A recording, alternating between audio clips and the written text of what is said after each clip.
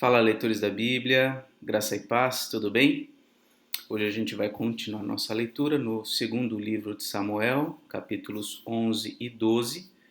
Vamos ler os Salmos 147 e o capítulo 8 da primeira carta de Paulo aos Coríntios. Estamos aí nos aproximando do final do livro dos Salmos, que é o que tem maior volume de texto. São 150 salmos, graças a Deus. Vamos, antes de tudo, orar, falar com o Senhor.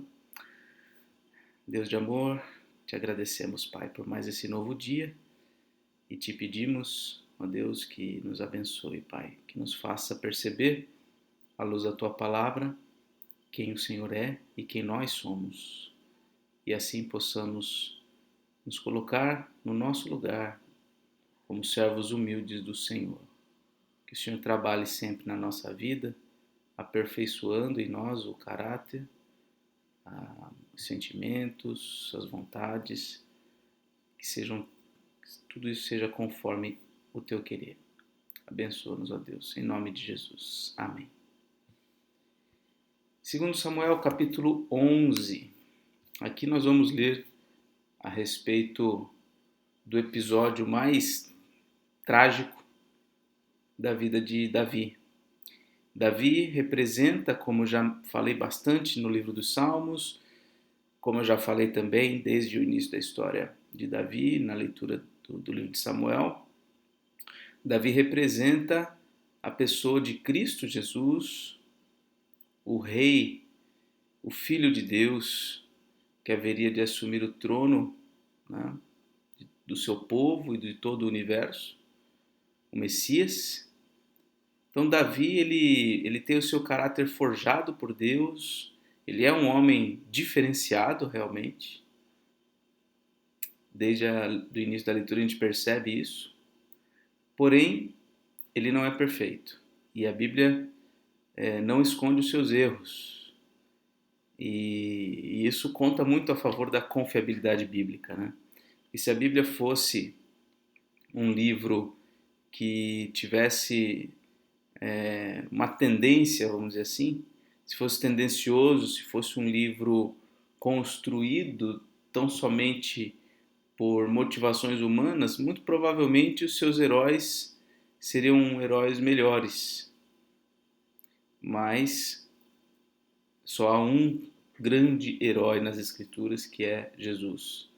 Todos os outros, de alguma maneira, apontam para algum aspecto da vida e da obra de Jesus, mas não chegam nem perto da sua santidade, do seu poder, da sua graça. Vamos então ler essa terrível história de Davi.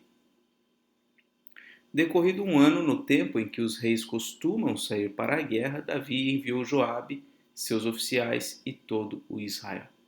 Eles destruíram os filhos de Amon e sitiaram a cidade de Rabá, mas Davi ficou em Jerusalém. Uma tarde, Davi se levantou do seu leito e andava passeando no terraço do palácio real. Dali viu uma mulher que estava tomando banho. Ela era muito bonita. Davi mandou perguntar quem era. Disseram-lhe: é Batseba, filha de Eliã e mulher de Urias, o heteu. Então Davi mandou mensageiros que a trouxessem. Ela veio e ele se deitou com ela. Ora, Batseba tinha acabado de se purificar da impureza da menstruação. Depois, ela voltou para casa. A mulher concebeu e mandou dizer a Davi: estou grávida. Até aqui nós já vemos uma história muito triste. Veja, no tempo em que os reis costumam sair para a guerra, Davi não saiu.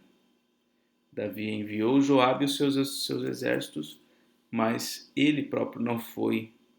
Ou seja, ele está aqui num momento de ociosidade, em que ele se absteve de assumir responsabilidade. E então, como diz o ditado popular, e é verdadeiro, né? A mente vazia é oficina do diabo, não é assim que falam? Mente vazia, oficina do diabo. E é isso que acontece mesmo quando a cabeça está vazia, quando a gente está desocupado, as tentações elas se tornam mais tentadoras ainda. Quando a gente está bastante ocupado, não é que não tenham tentações, mas é que a gente parece que tem uma resistência um pouco maior. E o trabalho, né, o exercício contínuo das nossas obrigações é bênção de Deus, é bênção para a nossa vida. E Davi se privou disso naquele ano, e ele então se sentiu tentado por aquela mulher. A mulher parece não oferecer nenhuma resistência também, e então ambos se relacionam e ela engravida. O pior de tudo isso não é a gravidez. Já a gravidez num contexto como esse é muito triste, mas o pior disso é de fato o adultério, a infidelidade. E Davi parece não ter se escondido, não. Infelizmente, esse tipo de relacionamento era muito comum. As mulheres de Davi certamente viram ou tomaram conhecimento disso, porque elas não tinham ido à guerra, elas estavam lá. Então Davi enviou mensageiros a Joabe, quando ele soube que a mulher estava grávida, e para saber que a mulher está grávida, porque se passaram alguns meses, talvez uns 2 meses no mínimo, um mês no mínimo. Então Davi enviou mensageiros a Joabe, o capitão, o chefe da guerra lá, dizendo: mande-me Urias, o Eteu. Olha a estratégia de Davi. Joabe mandou Urias a Davi. Quando Urias chegou, Davi perguntou como estava Joabe, como se achava o povo e como ia a guerra. E depois Davi disse a Urias: vá para casa e descanse. Urias saiu do palácio real e logo saiu atrás dele um presente do rei. Olha só, ele manda Urias para casa. Logo que ele sai, Davi manda um presente para ele.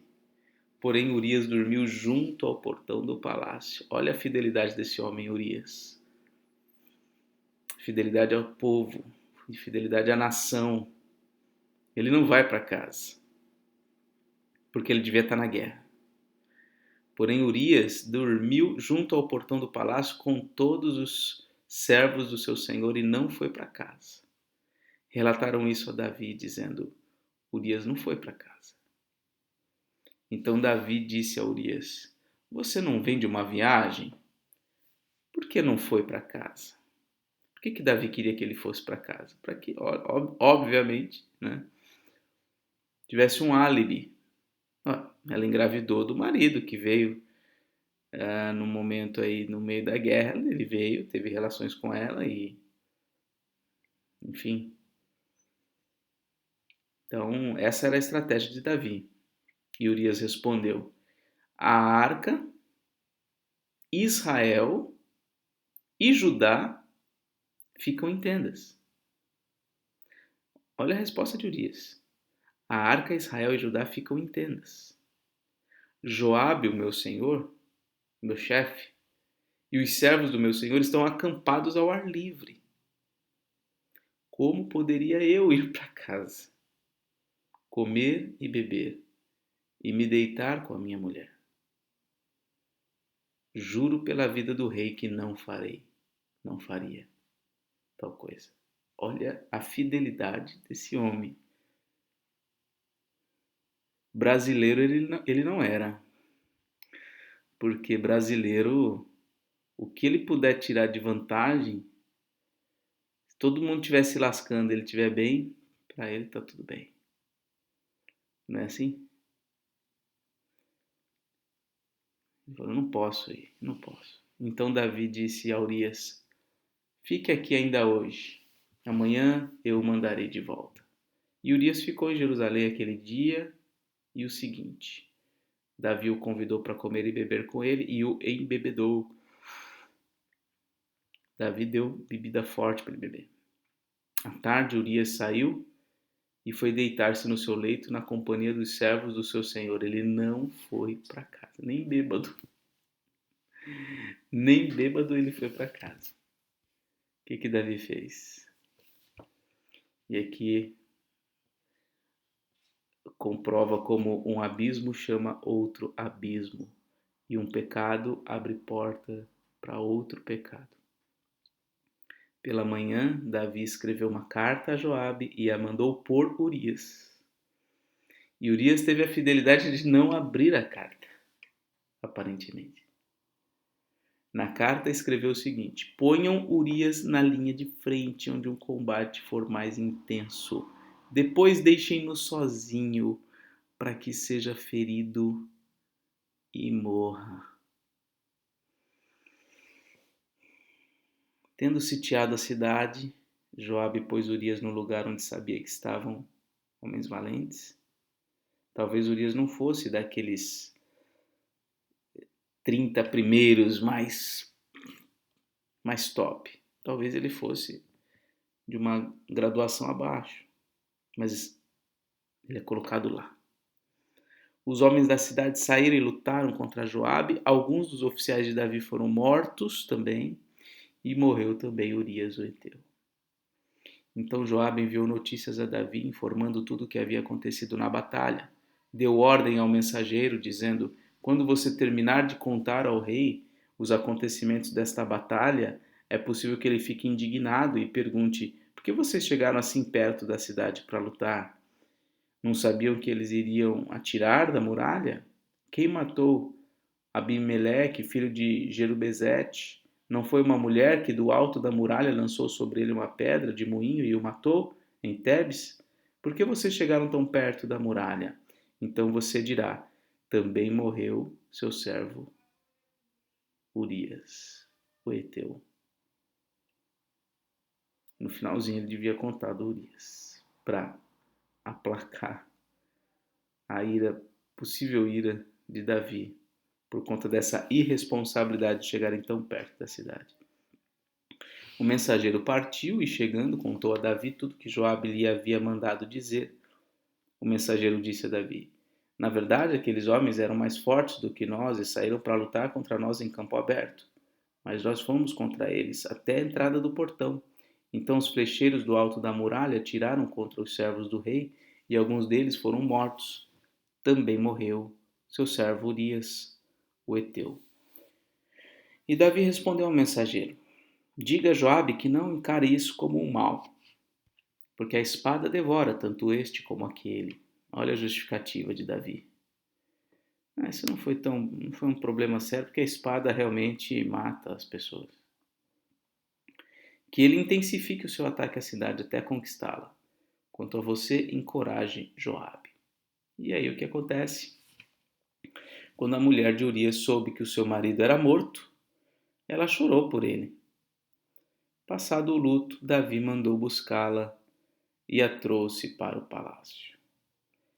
Ela se tornou sua mulher e lhe deu um filho. Porém, isto que Davi tinha feito pareceu mal aos olhos do Senhor. E o filho que a mulher tem, a gente vai ver o que vai acontecer.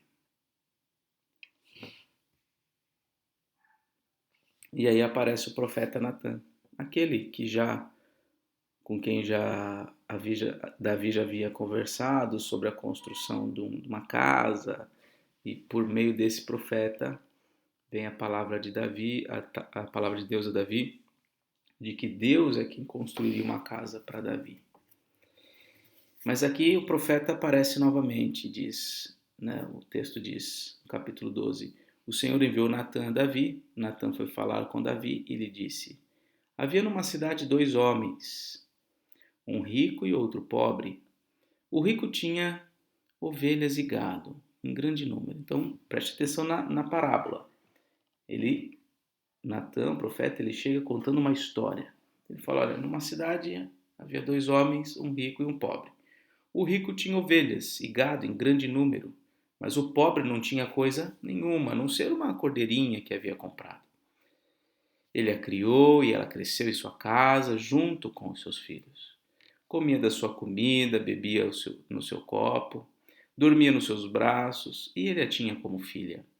Certo dia chegou um viajante à casa do homem rico. Um viajante à casa do homem rico. E este não quis pegar uma das suas próprias ovelhas ou um dos seus bois para dar de comer ao visitante que havia chegado. Em vez disso, pegou a cordeirinha do homem pobre e a preparou para o homem que havia chegado. O homem pobre só tinha aquela cordeirinha. O homem rico tinha todo um acervo de gado. Então o furor de Davi se acendeu contra aquele homem, e ele disse a Natã: Tão certo como vive o Senhor, o homem que fez isso deve ser morto. Davi tinha senso de justiça. Quem fez isso tem que ser morto. E pela cordeirinha restituirá 4 vezes, porque fez uma coisa dessas e porque não se compadeceu. Então Natã disse a Davi: Esse é você. Assim diz o Senhor, o Deus de Israel: Eu o ungi rei sobre Israel, e eu o livrei das mãos de Saul. Eu lhe dei a casa de seu senhor e as mulheres de seu senhor em seus braços. Também lhe dei a casa de Israel e de Judá. E se isso fosse pouco, eu teria acrescentado tais e tais coisas. Por que então você desprezou a palavra do Senhor, fazendo o que era mal aos olhos dele? Com a espada você matou Urias, o heteu. Você tomou por esposa a mulher dele, e depois de o matar com a espada dos filhos de Amon,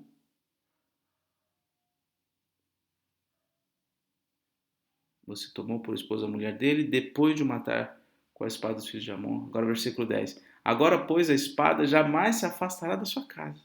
Olha o que Deus agora está falando para Davi. Agora a espada jamais se afastará da sua casa, porque você me desprezou e tomou a mulher de Urias, o heteu, para ser sua mulher. Assim diz o Senhor: Eis que farei com que de sua própria casa venha o mal sobre você. Tomarei as suas mulheres, à sua própria vista, e as darei a outro homem que se deitará com elas em plena luz do dia. Olha o que Deus está falando para ele. Porque você o fez em segredo, mas eu farei isso diante de todo Israel em plena luz do dia. Eu vou te envergonhar. A dor que você causou, eu vou fazer vir sobre você. Eu não vou te matar. Mas essa humilhação, essa traição que você realizou, vai vir sobre você dessa forma. E de fato acontece. E a gente vai ver quando acontecer. Então Davi disse a Natã: Pequei contra o Senhor. E Natã respondeu: Também o Senhor perdoou o seu pecado. Você não morrerá. Mas porque com isso você deu motivo a que os inimigos do Senhor blasfemassem, também o filho que lhe nasceu morrerá. Então Natã foi para sua casa. Sabe aquele viajante da história? Não era um homem. Na aplicação daquela parábola à vida e à história de Davi, aquele viajante é o desejo, é a tentação que Davi saciou não com as suas próprias mulheres, no caso, mas com aquela que era do outro. E essas palavras do Senhor a Davi são muito pesadas. Davi é humilhado. E é triste o que vai acontecer na família de Davi, em grande parte por causa desse pecado. Ele venceu batalhas de todo tipo. Ele demonstrou um caráter aprovado em vários momentos. Mas por causa desse erro, Davi sofrerá consequências muito intensas e difíceis. Vamos continuar a leitura? E o Senhor feriu a criança que a mulher de Urias teve com Davi. E a criança adoeceu gravemente. Davi suplicou a Deus pela criança. Davi jejuava e, entrando em casa, passava a noite deitado no chão. Então os anciãos do seu palácio se aproximaram dele para o levantar do chão, porém ele não quis e não comeu com eles. No 7º dia a criança morreu. E os servos de Davi ficaram com medo de informá-lo de que a criança estava morta, porque diziam: quando a criança ainda estava viva, falávamos com ele, mas ele não dava ouvidos à nossa voz. Como então vamos dizer a ele que a criança morreu? Poderá fazer alguma loucura? Mas Davi notou que os seus servos cochichavam uns com os outros e entendeu que a criança havia morrido. Então ele perguntou: a criança morreu? Eles responderam: morreu. Então Davi se levantou, lavou-se, ungiu-se, trocou de roupa, entrou na casa do Senhor e a adorou. Depois voltou para o palácio e pediu comida. Puseram-na diante dele e ele comeu. E seus servos lhe disseram: que é isso que o Senhor fez? Pela criança viva o Senhor jejuou e chorou, mas depois que ela morreu se levantou e se pôs a comer? Davi respondeu: enquanto a criança ainda estava viva, jejuei e chorei, porque dizia: talvez o Senhor se compadeça de mim e a criança continuará viva. Mas agora que ela morreu, por que jejuar? Poderei eu trazê-la de volta? Eu irei até ela, mas ela não voltará para mim. Davi era um homem segundo o coração de Deus, apesar de tudo, de toda essa história. Era um homem segundo o coração de Deus. Quando ele foi advertido pelo profeta, ele disse: eu pequei contra o Senhor. Ele reconheceu o seu pecado, ele confessou o seu pecado. E quando a gente confessa o pecado, a gente recebe o perdão. E aqui também, na busca incessante pela cura da sua criança. Ele entendeu que aquela criança estava adoecida e como consequência do seu pecado.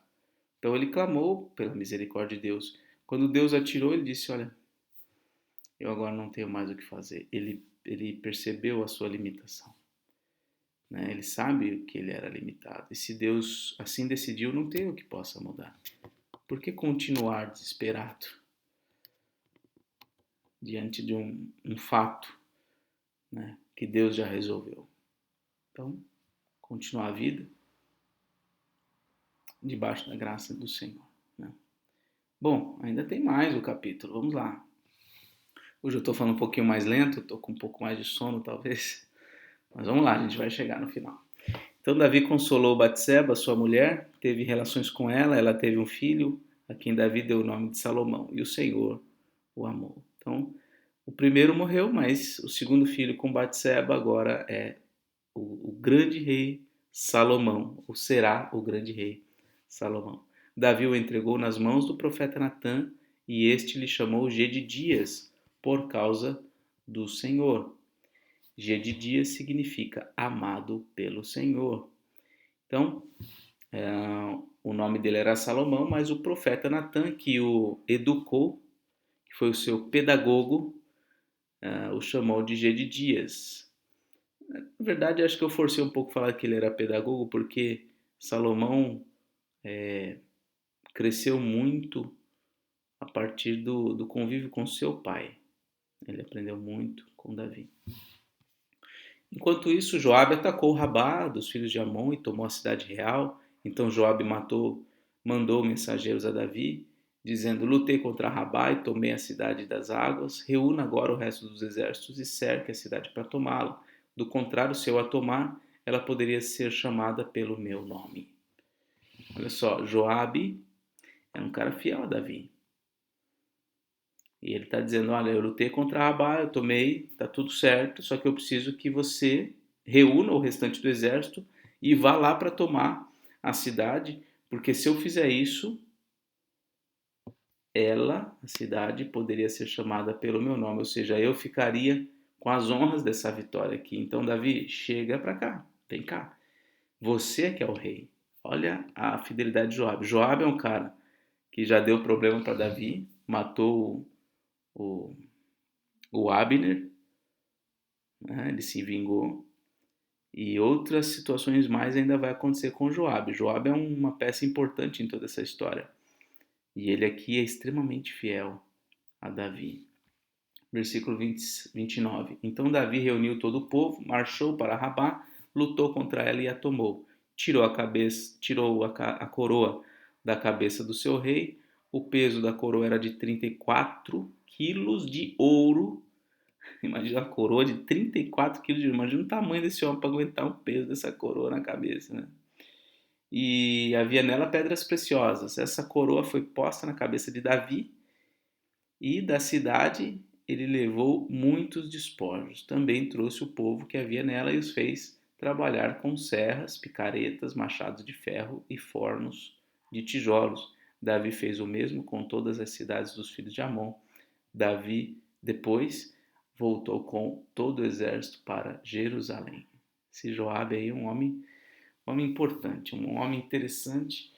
E o reino de Davi ele se consolida não só por sua própria força, por seu carisma, porque ser quem ele é, mas porque ele está unido a homens fortes. Homens fortes. Da mesma forma, uma igreja. Uma igreja se sustenta, se mantém em pé a partir dessa vamos dizer, desse ajuntamento de líderes fortes, né? A liderança de uma igreja, ela precisa ser de homens fortes, homens unidos em torno de um propósito. Claro que ninguém representa na igreja, ninguém representa a Cristo como Davi fazia, ninguém, enfim, mas uma igreja, ela é liderada por pastores, presbíteros, que precisam estar com alinhamento naquilo que estão trabalhando, naquilo que estão vivendo. E esse contexto da vida de Davi ajuda muito a gente entender como deve ser a organização também da igreja, do povo de Deus, a liderança até mesmo de uma nação, como seria o ideal, né? Bom, vamos ao Salmo 147.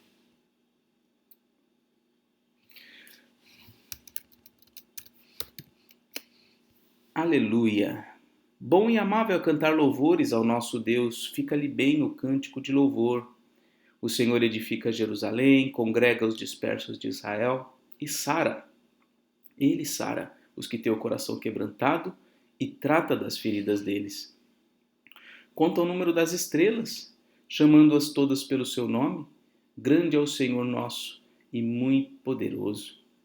O seu entendimento não se pode medir. O Senhor ampara os humildes, mas faz com que os ímpios caiam por terra. Cantem ao Senhor com ações de graças. Ao som da harpa, cantem louvores ao nosso Deus, que cobre de nuvens o céu. Prepara a chuva para a terra, faz brotar nos montes a erva e dá o alimento aos animais e aos filhos dos corvos quando clamam. Não faz caso da força do cavalo, não se compraz nos músculos do guerreiro. O Senhor se agrada dos que o temem e dos que esperam na sua misericórdia.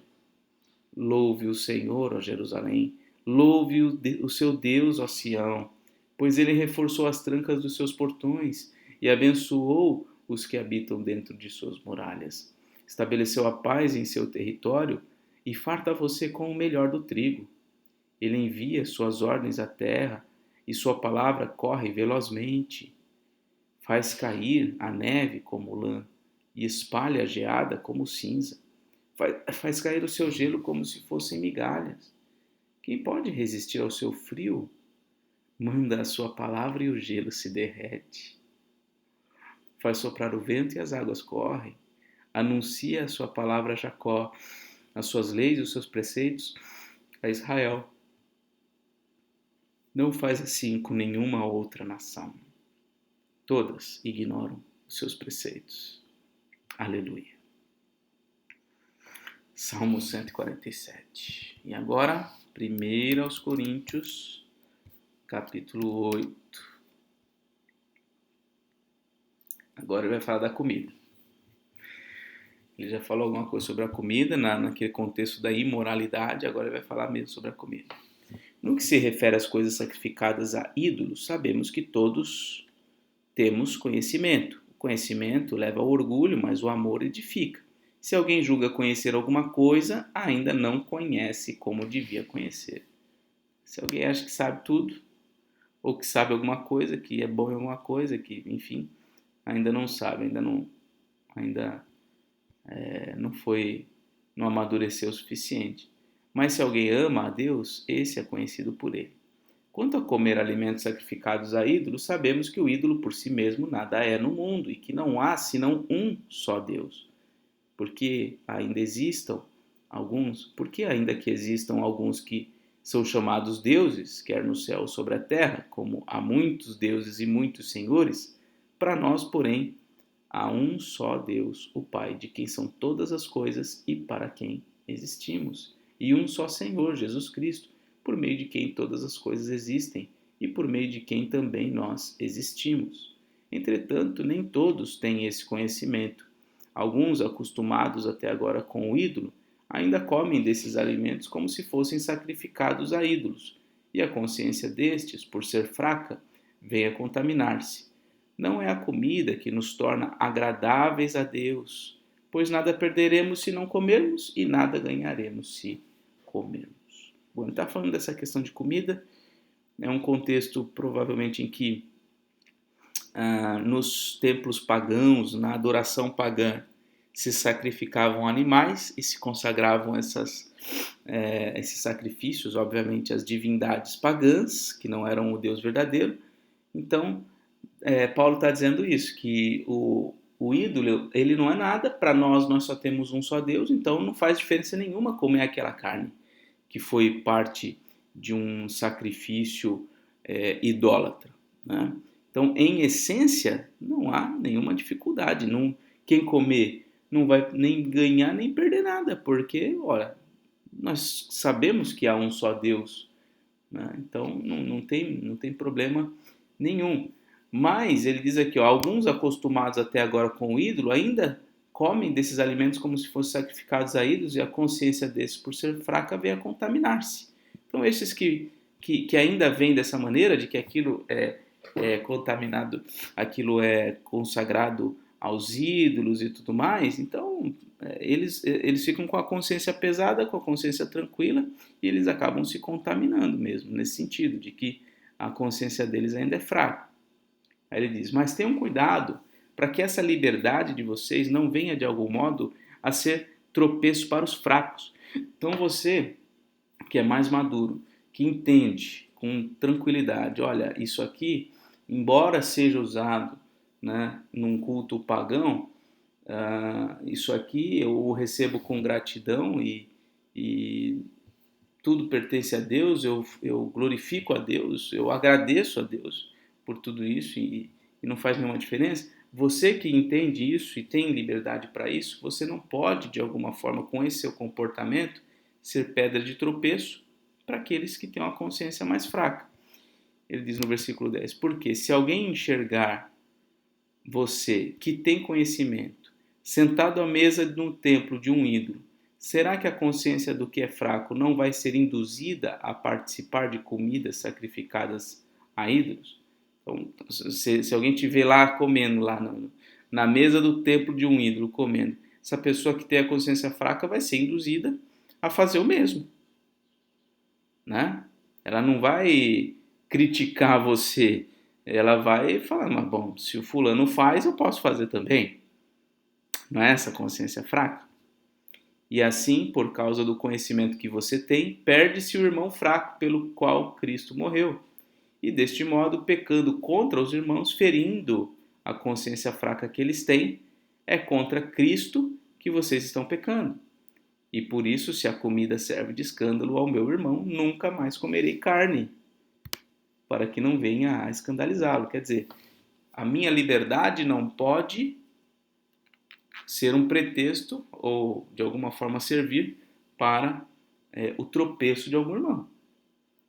Então, a edificação do irmão é mais importante do que a minha liberdade de poder fazer determinadas coisas, comer determinadas coisas, certo? Uma coisa, obviamente, é a gente fazer isso de um modo público, que seja escandaloso, o que deve ser evitado, né? Outra coisa é o consumo próprio, de uma maneira que não vai escandalizar ninguém, de algum elemento. Mas aqui a gente teria que ter mais tempo para a gente conversar sobre possíveis aplicações desse texto. É um texto difícil, um texto complicado, que dá margem aí para a gente debater várias coisas, né? A gente vive, infelizmente, um contexto evangélico ou evangelical no Brasil em que há muito legalismo, né? Então, se você é crente, você não pode fazer isso, não pode fazer aquilo, ou tem que fazer isso, tem que fazer aquilo, não pode comer isso, tem que comer isso, não pode beber isso, tem que beber isso. Então, a gente tem muito isso, a gente cria essas réguas, esses parâmetros, a gente que eu digo os evangélicos, né? E a gente impõe isso uns para os outros, a gente mede a espiritualidade das pessoas a partir do comportamento, dos hábitos, até mesmo alimentares das pessoas. E entendo que isso é um equívoco, mas a gente teria que ter mais tempo para conversar sobre isso. Fica aqui então, até aqui a leitura de hoje. Que Deus te abençoe, um forte abraço e até mais, se Deus quiser.